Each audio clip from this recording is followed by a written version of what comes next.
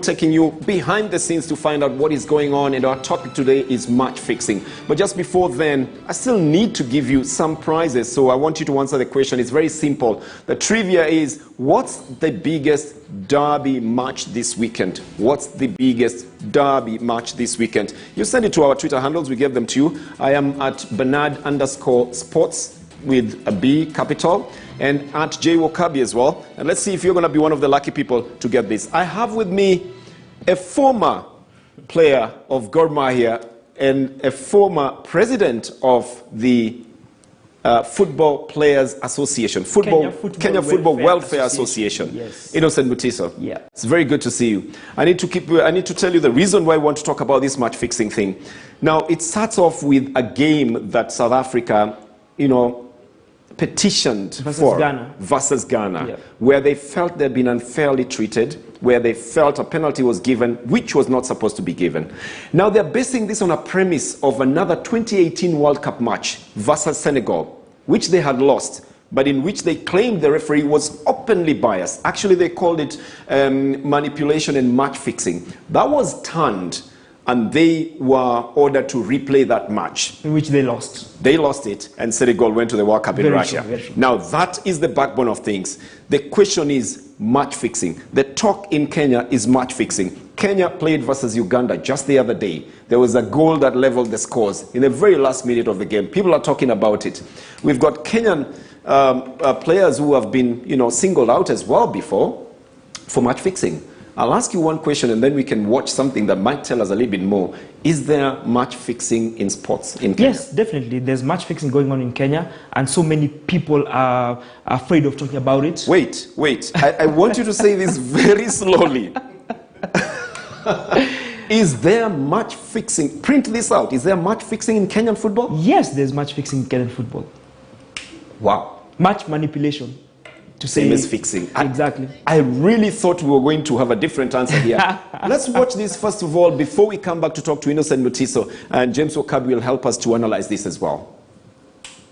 Game kufiksiwa ni kulingana mabao vile zinaingia. Utajua na mabao. Kama vile umeniuliza utajuaje game imefiksiwa. Hata wewe ukiwa coach utaangalia na uone na hizi bao vile zinaingia. Our defenders. Kuna kitu defender anaweza fanya uone hapana. Nikiwa Finland nilikuwa na personal problems. Na game mbili tuka lose. Tulipo lose the same fan tu akaanza hii game ni kama imefiksiwa nini. So Finland ile timu nilikuwa walikuwa wananichunguza na mimi sijui.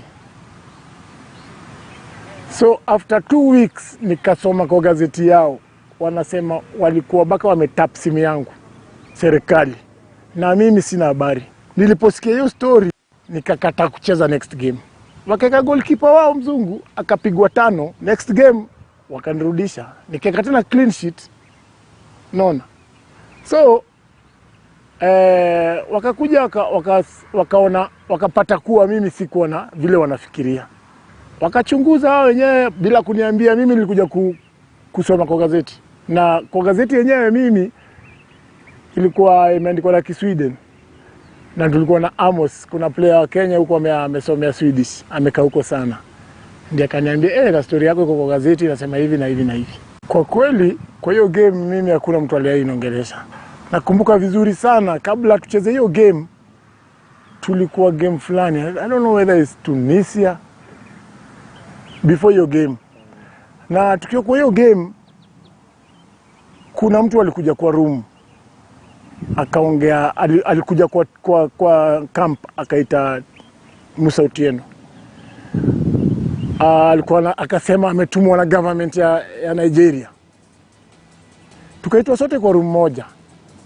Musa akatuambia kuna mtu hapa anasema sijui ametumwa na nani, tunafaa kushinda hii team. Unaona anakuja hapa tushinde hii team. Musa akatuambia huyu jamaa tunakutana nao after 1 week. Kwa hivyo tusimsikize hata kidogo.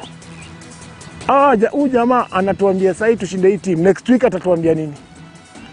So tukarudi. Kurudi tukiwa camp. Tuko mazoezi pale Kasarani. Tunaona huyu jamaa akipita. Hapo tu kwa tizi kwa track. Ule mlikuwa naye. Ule tulikuwa naye huko. Alikuwa Mlami au Mwafrika? Mwafrika. Nani akasema Musa. Kaambia niliwaambia huyu jamaa ndo huyu tena. Sasa hivi tunacheza nao. Amekuja kufanya nini hapa? Sasa baadaye ndio tunasikia mimi hata niliona kwa TV ya kuwa timu ya Kenya ilifix game ya Kenya versus Nigeria. Na unajua jina ya gani ilitoka ya kwanza? Yangu. Mimi sina habari. Wakatoa, nakumbuka kwa TV niliona meeting fulani Kasarani. Not Kasarani, opposite Safari Park. Nikiangalia nisi jioni. So baadaye tena FIFA ikatoka. Ikasema ya kwamba imepata Wise ndiye alikuwa na fix hiyo game. Kwanza mara ya kwanza walitoa sibiji na fixa ya ndani ya Wise na Willis na Pascal. Sijui kama unaweza kumbuka. Alafu baadaye Now that is Willis Ocheng, accused of match fixing, exonerating himself, explaining what happened. That was in Finland. He was a Gor Mahia goalkeeping coach as well here, and he was explaining himself. That's in Kenya. Let's go to South Africa, and Velile Mnyandu is there as well. Velile, I know you can hear me now. We're talking about match fixing. We're also talking about this game where South Africa petitioned FIFA to replay the match against Ghana. What is your thought about this, and what's going on at home in South Africa? Well, good evening to yourself and also your viewers. I think as we've been following the story, and also as you might have read on what happened, I think everything started with the game that was played in the Cape Coast, and following what transpired there, the powers that be at the South African Football Association believed that there was a case to answer, especially for the officiating team on the day, which was led by Miguel Ndiaye, the Senegalese referee, who also happens to be a candidate referee for the Qatar World Cup next year. And after going through this, then they enlisted the services of a former FIFA referee, Ace Nobo, who for close to a decade, an analyst analyzing match officiating on Supersport. And he compiled the report that he had compiled, not only limiting himself to the incident of the dubious penalty that was awarded by Ndiaye on the day, looking at the overall officiating on the day, of which at the end he concluded that the incorrect decisions which went against Bafana amounted to more than 90%, with the incorrect decisions against the Black Stars, I think only around 9.1%. And then obviously South Africa had lodged a protest at FIFA, looking at this kind of incidents, not limiting just to one decision, as I've said, but looking at the overall total bias against Bafana by the match officiating team on the day. And obviously, as part of the evidence that they submitted a few weeks later, after it then transpired that there's also allegations of a certain Ghanaian football official who had traveled to Senegal prior to the game. Of course, those were allegations that were being bandied about.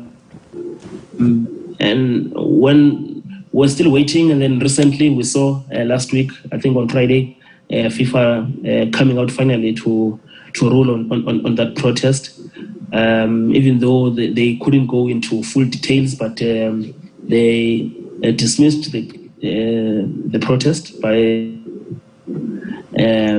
on the reasons of inadmissible evidence. So around this case. So we're still waiting, because I think it was a period of 10 days that either party can then appeal that outcome. So the last time I checked with SAFA, they were still in the process of waiting for more details, maybe just a full report. Okay, Velile, thank you very much. We get you very clearly. Consider their options if they're going through, yeah. Okay, just hold on one moment. Don't go away because we still need to talk to you. But we've got our friend also from Ghana, Nuhu Ibrahim, who's also reporting on the same thing. Nuhu, what is being said in Ghana about what we are discussing, the South Africa versus Ghana match? Right from day one, the General Secretary of the Ghana Football Association was telling everybody that South Africa is not going to win the case because the protest was not done appropriately.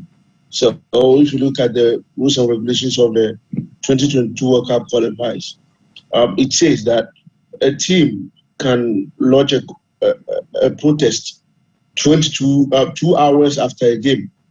Looking at how South Africa Football Association did the protest, they didn't do the protest within the 2 hours that is stipulated in the regulations. So it was like what SAFA did was wrong and was always going to be very difficult for FIFA to even admit the protest in the first place. So if you look at the decision from FIFA, they said SAFA's protest was inadmissible, meaning the protest wasn't done the right way. So Ghana is winning this protest not because South Africa couldn't provide evidence or something of that sort, but Ghana is winning the case based on technicalities. Basic things that should have been done by the SAFA is what Ghana is using to win this case. I think if the case should have been investigated, maybe there could have been one or two proofs from the South Africa Football Association, which could mean that indeed referee Margaret Ndiaye from Senegal was manipulated. But since the protest itself was inadmissible, there's nothing we can do. There's nothing we can say about the evidence or proof from the South Africa Football Association. They're the ones who are wrong. You know, everybody will say it's working in our favor because of this and that. But maybe we should also be discussing whether or not there is match fixing in those countries as well. I don't know, Velile, Myandu, have you heard about it? Is there match fixing reports in the South African Premier League, for example? Well, in the South African PSL, I don't think so. Maybe in the lower divisions, that's where there have been more allegations because it's to fix matches, especially in the PSL, and I'm sure even yourselves, you watch a lot of Premier Soccer League matches, which is very difficult because I feel that sometimes it's easier for this kind of football matches to be fixed when they are not televised live on national television. So with the PSL matches, I mean, week in, week out, you've got about 95% of each round of matches live on national television, which is not that easy. And also the match referees are also under serious scrutiny as well. And you will see and you will notice that most South African referees are also FIFA referees on the FIFA panel on the continent, and they officiate some big games as well. So it is not so easy. But in Ghana, you cannot say the same. There's always allegations of match fixing in Ghana. Some of the evidence is out there for everyone to see. Even yourself with the investigation that was also done by one of the esteemed journalists from Ghana, which even led to an embarrassing resignation of the former CAF vice president, Kwesi Nyadashi. So these are not new allegations when it comes to match fixing in Ghana. It's been there, but in South Africa, if you want to talk about match fixing, yes, maybe more lower divisions than in the elite league. Okay, so you probably don't know anybody in particular who has been accused of match fixing. Let's go back to Ghana and to Ibrahim's to find out then. No. It's not to say I don't know of anyone previously, but it's been years now. In fact, the last match officials and also some football officials to be arrested and also convicted were those who were officiating in the lower divisions. And at the highest level, more than 15 years ago, that there was a big scandal that was called Operation Treble, which happened at the highest level. But it was even long before South African football is as transformed as it is now. Okay, thank you very much, Velile. Let me go back to Ghana and ask Ibrahim now to tell us about this issue of match fixing. You know, you've talked about Kwesi Nyantakyi, who actually comes from Ghana. I thought that Ibrahim would be talking about him. Ibrahim, what is the state? No, we can't ask the state of match fixing. What happens in Ghana? Are there cases of match fixing in Ghana?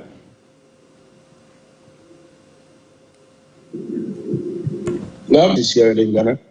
Ghana is not an innocent country when it comes to match fixing. It's something we are still dealing with. Last season, we had one of our Premier League games manipulated, according to sources. The match ended 7-0 with one player deliberately scoring 2 own goals. That's raised the alarm that the match was fixed. The case is still at the disciplinary committee of the Ghana Football Association. They've done their investigations and we are still waiting for a ruling on that case. It was a game between Ashanti Gold and Tyler's Football Club. So aside that game, there have been a lot of matches that have been that have been said to be manipulated.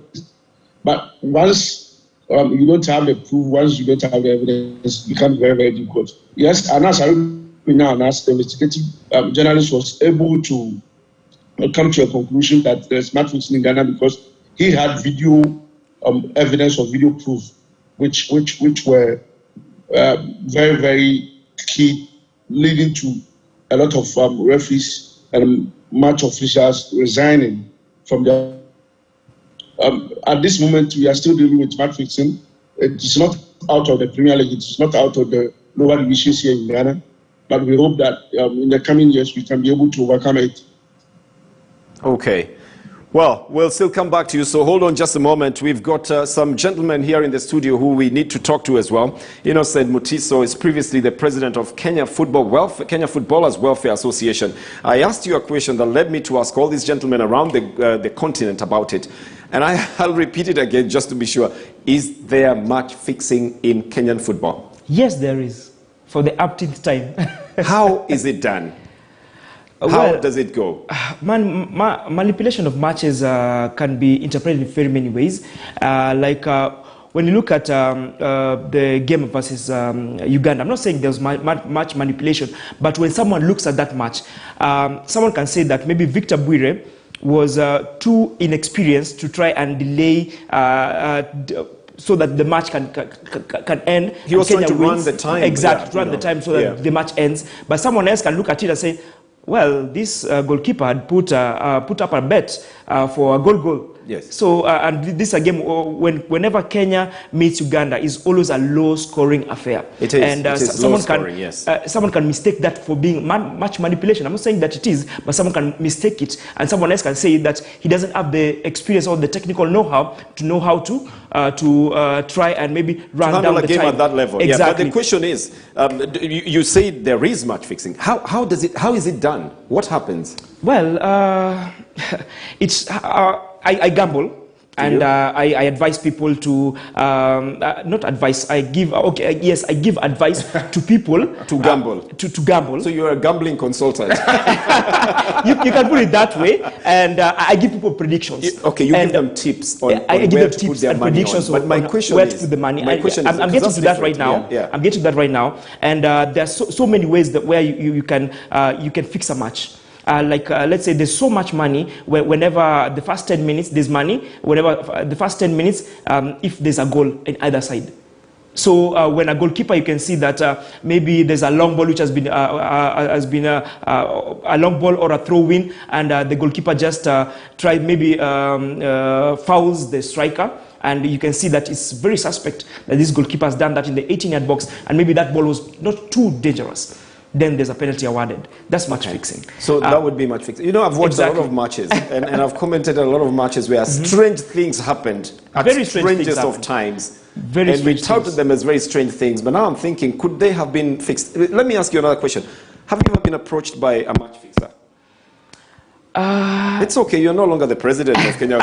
You can advise the others. They can learn from you. No, I've never been approached. Do you know someone who's been approached? And they told you about it? No.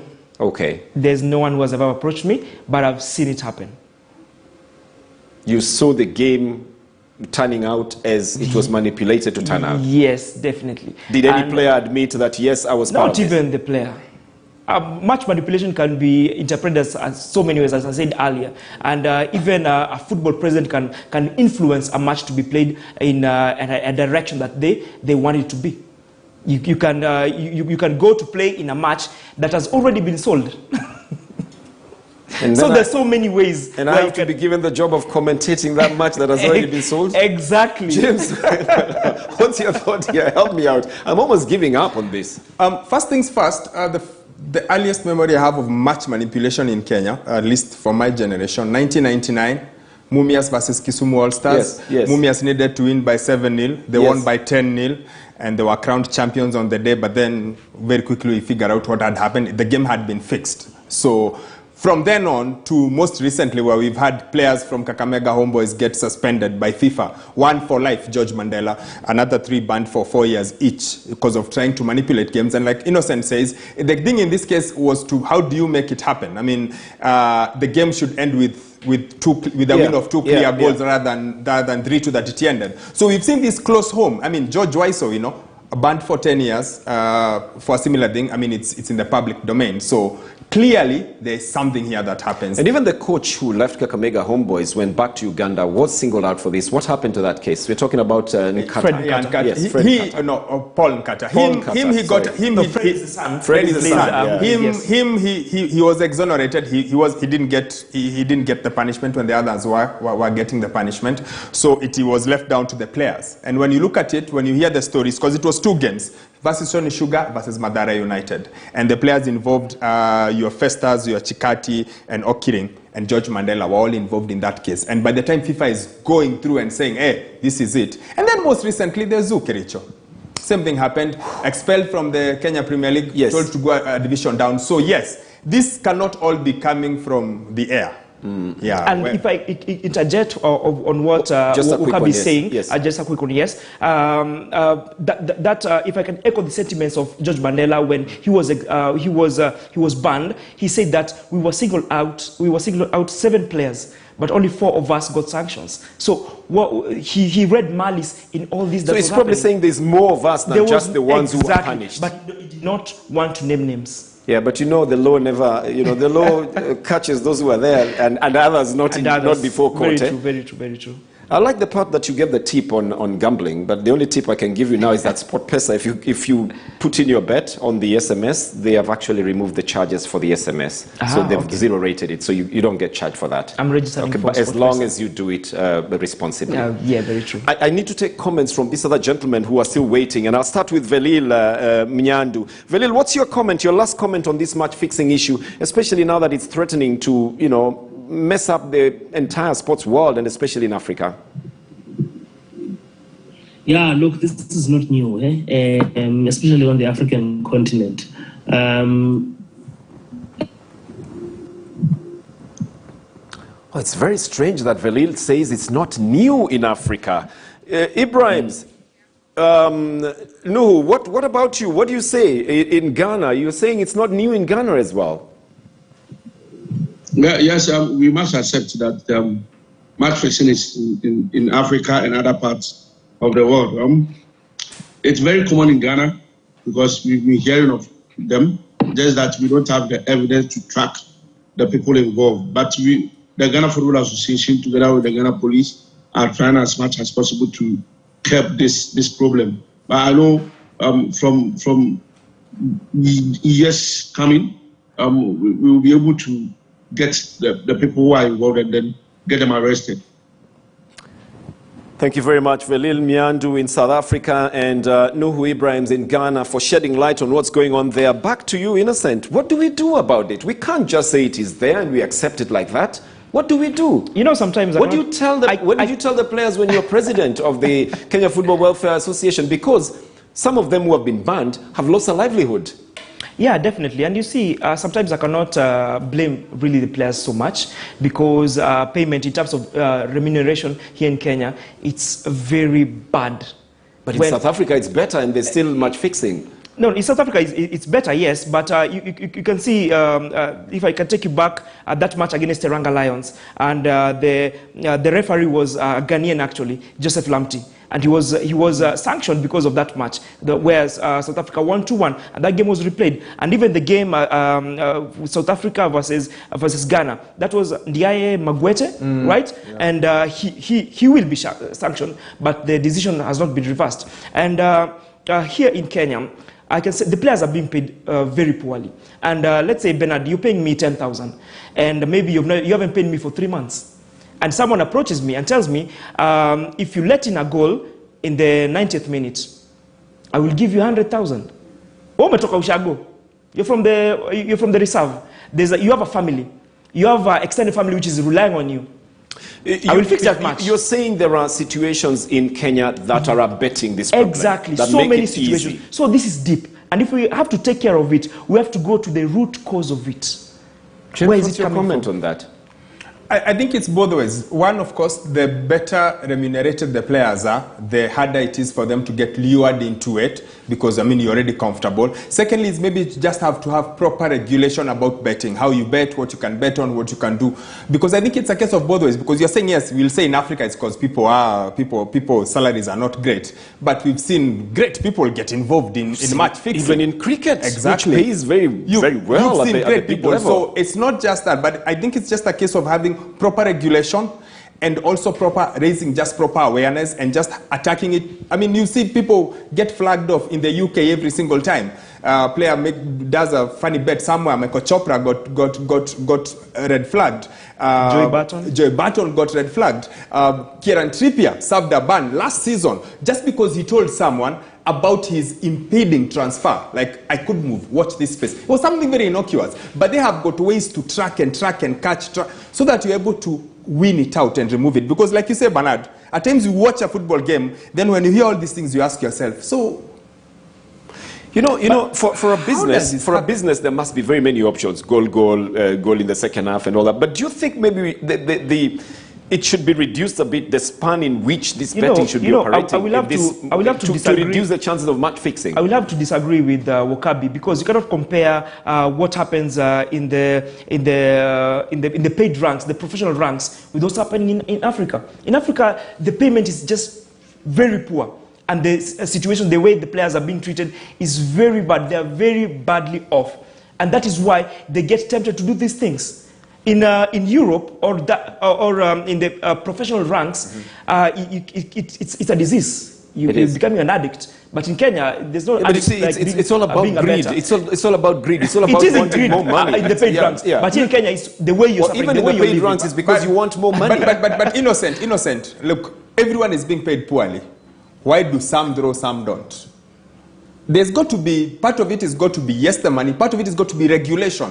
It's got to be so tight, such that you know, as soon as you turn left, there's someone. When you turn right, there's someone. Because there are guys all over the world who are constantly looking at the betting patterns, what's happening. So you're able to do, the more regulation you have, then maybe the closer you get to it. Because you are saying, yes, Kenyan players, you would say, what about Hansi Kronje, the late Hansi Kronje from South Africa? South African cricket captain. Gentlemen, we are never going to agree on who needs to be able to do wrong things more than the other, whether the richer person or the poor person. This is boiling down to corruption. I mean, corruption does not really care how rich you are or how poor you are. You will still be corrupt if you have to be corrupt. Yeah. It is definitely. So that means this has to be tamed This the has to lowest be level. changed, but and I said, as I said earlier, we have to find the root cause. We have to go down to the roots. Wow. And you know, when players are paid better here in Kenya, then you'll not be seeing it because nowadays, you know, it's all about money in the pocket. When I was playing, it was more all about passion and not pride. And pride. That is why there was not too much fixing to be talked about. And even the case of Willis and also George Wise Otieno. They were playing abroad. They were not playing here in Kenya. In local football, okay, yes, in local football yes, only. yes. But the ones who are playing in local football, you never hear about that unless it's the administration. There was a case some time back. There was a team here in Kenya, okay. a big team in Kenya. I'll give you 30 seconds to finish that It was just about to be relegated. Yes. And in the last match, they were supposed to win 5-0, and they won 5-0. Okay. So in you're scratching the wound. You guys are pricking the wound now. I think this conversation will not end. Innocent, I must thank you very much for having come to talk to us about this. Yeah, and James, thanks as well for helping me out with this. I'm a little bit depressed that you're saying this thing is there and we still don't have a solution for it. But we will be releasing Innocent. Thank you very much for joining us. And then you can continue this conversation. I think Innocent will still stay on, by the way. We still have a couple of things to discuss with you, not this time on match fixing. Okay. But let's continue this conversation. I am at Bernard with a capital B _sports and at J Wakabi. Let's hear more about what you want to say about match fixing. Plus, I still need to give you some prizes. I've got 3 of them. So I'm waiting for the 3rd winner as well. What's the biggest derby match this weekend? Give me that and we'll continue this discussion and more after the break. You are watching